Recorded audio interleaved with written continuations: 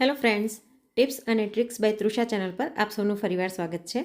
આજના વિડીયોમાં આપણે અમુક એવી ઉપયોગી ટિપ્સ જોઈશું જે રોજિંદા જીવનમાં ઘણી કામ આવશે. વિડીયો તો તમને પસંદ આવશે જ, તો વિડીયોને એક લાઇક કરી ચેનલને સબસ્ક્રાઇબ જરૂરથી કરી નાખજો. તો ચલો વિડીયોની શરૂઆત કરી દઈએ. સૌથી પહેલી ટીપ છે, લાદીમાં આવી રીતના પાણીના ક્ષારના ડાઘા થઈ જતા હોય છે. હું અહીં કુંડા રાખું છું, તો મેં 3-4 કુંડાને હટાવી લીધા છે. જો આવી રીતના કુંડા પડ્યા છે, એની નીચે હું સ્ટેન્ડ પણ રાખું છું, છતાં પણ એમાંથી પાણી ઝરીને પડે છે અને પાણી અમારે અતિશય ક્ષારવાળું આવે છે, તો જેના લીધે આવા ડાઘા થઈ જાય છે. અને દરરોજ કુંડાને ખસેડીને પોતું કરવું શક્ય નથી, એટલે ઘણો ટાઈમ થાય ને એટલે આવી રીતના ક્ષારના ડાઘા થઈ જતા હોય છે. તો આને સરળતાથી કઈ રીતના હટાવવા તે હું તમને આજે બતાવીશ. સૌથી પહેલાં આપણે આની ઉપર ધૂળ કે માટી હોય તે કચરો વાળી લઈશું અને સાધારણ પોતું ફેરવી દઈશું, એટલે જે ધૂળ હોય તે નીકળી જાય. અને જો આ ક્ષારના ડાઘા એવા છે ને કે ગમે એટલા ઘસીએ ને તો એ જતા નથી હોતા. તો આજે આપણે વગર મહેનતે કેમ દૂર કરવા તે જોઈશું. આની ઉપર આપણે બ્લુ હાર્પિક નાખી દઈશું. તો બધી લાદીમાં જ્યાં ક્ષારના ડાઘા છે ત્યાં હું આવી રીતના હાર્પિકને નાખી દઈશ. ત્યારબાદ આની ઉપર આપણે જે ખાવાનો સોડા આવે છે, જે આપણે ઢોકળામાં એમાં નાખતા હોઈએ, તે લગભગ અડધીથી 1 ચમચી જેટલો આની ઉપર છાંટી દઈશું. અને સાથે વાસણ ઉટકવાનું લિક્વિડ થોડું ઘણું નાખી દઈશું અને આને આપણે 5-1 મિનિટ માટે રહેવા દઈશું. આવી રીતના લાદીમાં કાટના કે કોઈ પણ ડાઘા હોય તે તમે દૂર કરી શકો છો. બાથરૂમમાં પણ આવી રીતના ક્ષારના ડાઘા થઈ જતા હોય તો તે પણ સરળતાથી નીકળી જશે. તો 5-1 મિનિટ પછી આપણે વાસણ ઉટકવાનું જે વારો આવે છે તેનાથી આને ઘસી લઈશું. તમે નોર્મલ બાથરૂમ ઘસવાનું જે બ્રશ કે હોય એનાથી પણ કરી શકો છો. આવી રીતના એકદમ સરળતાથી વગર મહેનતે બધા જ ક્ષારના ડાઘા નીકળી જશે. તો બધી જ લાદીને હું આવી રીતના ઘસી લઈશ અને ત્યાર પછી આની ઉપર આપણે પોતું ફેરવી અને હું તમને બતાવું કે કેટલી સરસ લાદી ક્લીન થઈ ગઈ છે. કોઈને ખબર પણ નહીં પડે કે અહીં ક્ષારના ડાઘા હતા. જો એકદમ સરસ ક્લીન થઈ ગઈ છે ને એ પણ વગર મહેનતે, ખૂબ જ સરળતાથી. તો હું તમને બતાવી દઉં કે જો આ કુંડું પડ્યું છે અને એની બાજુમાં પહેલાં લાદી કેવી હતી અને હવે એકદમ સરસ ચોખ્ખી થઈ ગઈ છે. જુઓ, જરાય ક્ષારના ડાઘા નથી રહ્યા. તો આ ટીપ જરા પણ તમને ઉપયોગી લાગી હોય તો વિડીયોને એક લાઇક જરૂરથી કરી દેજો. હવે પછીની નેક્સ્ટ ટીપ જોઈશું મિક્સર જારને લઈને. મિક્સરમાં આવી રીતના ઘણા બધા ડાઘા થઈ જતા હોય છે. એમાંય ખાસ કરીને વર્કિંગ વુમન હોય, જેને રસોઈની ઉતાવળ હોય, એને ડેઇલી મિક્સર ક્લીન કરવાનો ટાઈમ નથી મળતો. આપણે સાઈડમાંથી ઉપરથી લૂછી નાખીએ પણ નીચે અને અંદરની બાજુ આવી રીતના ડાઘા થઈ જતા હોય છે લાંબા ટાઈમ પછી.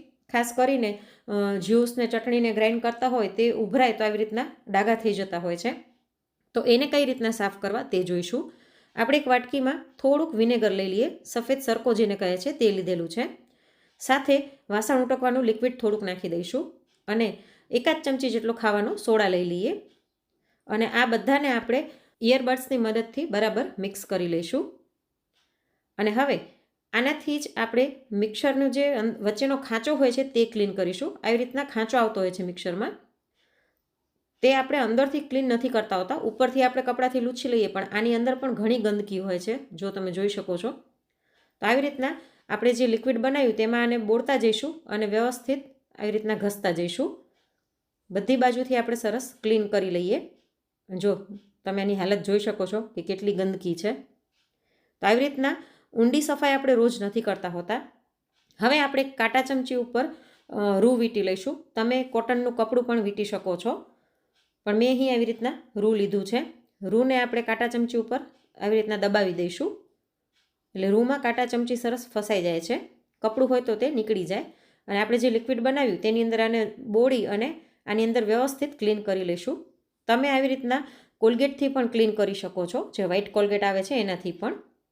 અને મિક્સરને ક્લીન કરીએ ને એ પહેલાં પ્લગને અંદરથી સ્વિચબોર્ડમાંથી કાઢી લેવાનો. જો તમે જોઈ શકો છો કે કેટલી બધી ગંદકી છે. આવી રીતના સાઈડના ખાંચામાં પણ આપણે ચોખ્ખું કરી લઈશું. અને સાઈડના જે નાના નાના ખાંચા છે એમાં ફરીવાર આપણે ઇયરબડ્સને બોળી અને ક્લીન કરી લઈશું. અને વચ્ચેનું જે વ્હાઇટ સર્કલ છે તેને પણ ક્લીન કરી લઈશું. તેવી જ રીતના આ જે સાઈડનું બટન હોય છે એમાં પણ ખાંચા હોય છે, તેને પણ ક્લીન કરી લઈશું. આવી રીતના મિક્સરને ક્લીન કર્યા પછી એને થોડીક વાર તડકે રાખી દેવાનું, જેથી અંદરનો ભેજ બળી જાય. કેમ કે આ ઇલેક્ટ્રોનિક્સ વસ્તુ છે. જો સાધારણ પણ અંદર પાણી કે ભેજ રહી ગયો અને તમે ચાલુ કરશો ને તો શોર્ટ સર્કિટ થવાની શક્યતા રહે છે. એટલે એ ખાસ ધ્યાન રાખવાનું કે મિક્સરને બરાબર ડ્રાય કરી લેવાનું, કોરા કપડાથી લૂછી લેવાનું, અને જો શક્ય હોય તો થોડીક વાર તડકે તપાવી લેવાનું, અથવા તો રાતના ભાગમાં ક્લીન કરવાનું, એટલે આખી રાતમાં સરસ સુકાઈ જશે. એવી જ રીતના નીચેના ભાગે પણ આપણે ક્લીન કરી લઈએ. અને આખું મિક્સર લૂછીને હું તમને બતાવું. વાયરને પણ મેં ક્લીન કરી લીધો છે. જો એકદમ સરસ ચોખ્ખું થઈ ગયું છે. પહેલાં કેટલું ગંદુ લાગતું હતું. તો રેગ્યુલર નહીં પણ અમુક ટાઈમે આવી રીતના આપણે મિક્સરને ક્લીન કરી લઈએ તો સરસ ચોખ્ખું થઈ જાય છે. જો નીચેથી પણ સરસ ક્લીન થઈ ગયું છે. અને મેં ઘણા ટાઈમ સુધી મિક્સરને વ્યવસ્થિત ક્લીન નહોતું કર્યું આ વિડીયો ઉતારવા માટે થઈને. તો આવી રીતના તમે પણ કરી જોજો. હવે પછી મિક્સર જાર છે એને આપણે અંદરથી ને સાઈડમાંથી તો ક્લીન કરીએ છીએ, પણ નીચે તળિયાના ભાગે આવી રીતના ગંદકી થઈ જતી હોય છે. તો એમાં પણ આપણે જ્યાં લિક્વિડ બનાવીને રાખ્યું હતું તે નાખી દઈશું, અને ફરીવાર કાંટા ચમચીમાં રૂ ભરાવીને એની મદદથી આને ક્લીન કરી લઈશું. અને પાછળનું જે આ નીચેની ચકેડી છે એને પણ ક્લીન કરી લઈશું. તો આવી રીતના ડીપ ક્લીન કરવાથી ઘણી વખત મિક્સરની બ્લેડ જે છે તે જામ થઈ ગયેલી હોય તો એ પણ સરસ ક્લીન થઈ જશે, કેમ કે એની અંદર કચરો આવી જાય તો જામ થઈ જતી હોય છે. તો આવી રીતના સરસ ચોખ્ખું કરી અને હું તમને બતાવું. તો જો પહેલાં કરતાં એકદમ સરસ ક્લીન થઈ ગયું છે. થોડા ઘણા જે ડાઘા દેખાય છે ને ક્ષારના છે એ નથી જતા, પણ આવી રીતના તમે પણ ક્લીન કરી શકો છો. હવે પછી નેક્સ્ટ ટીપ છે કે ઘરમાં અત્યારે સિઝનના કારણે શરદી, ઉધરસ, કફ થઈ જતો હોય છે, ખાસ કરીને નાના બાળકોને. અને બાળકો સૂવે ત્યારે નાક બંધ થઈ જવાના કારણે સરખી રીતે ઊંઘી નથી શકતા. તો એના માટે આપણે શું કરીશું, આપણે અગરબત્તી લઈ લઈએ, અને અહીં મેં વિક્સ લઈ લીધું છે. રેગ્યુલર જે ધૂપવાળી અગરબત્તી હોય તે જ લેવાની, મચ્છર મારવાની અગરબત્તી આવે છે તે નહીં લેવાની. આની ઉપર આપણે વ્યવસ્થિત સરખા પ્રમાણમાં વિક્સ લગાડીશું, થોડુંક વધારે લગાડવાનું. તમે વિક્સ અથવા તો ઝંડુ બામ કંઈ પણ લગાડી શકો છો. આવી રીતના વ્યવસ્થિત વિક્સ લગાડ્યા પછી આપણે અગરબત્તીને સળગાવી દઈશું.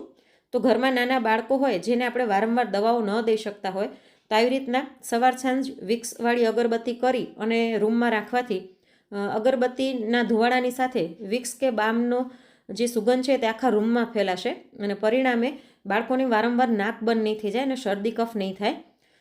ઉપરાંત તમે જે કપૂરદાની આવે છે એમાં રેગ્યુલર સવાર સાંજ કપૂર સળગાવશો ને તો પણ ઘરમાં વારંવાર બીમારી કે શરદી કફ ઉધરસ થતા હશે તે નહીં થાય. તો આ ટીપ તમને ગમી હોય તો વિડીયોને એક લાઈક જરૂરથી કરી દેજો.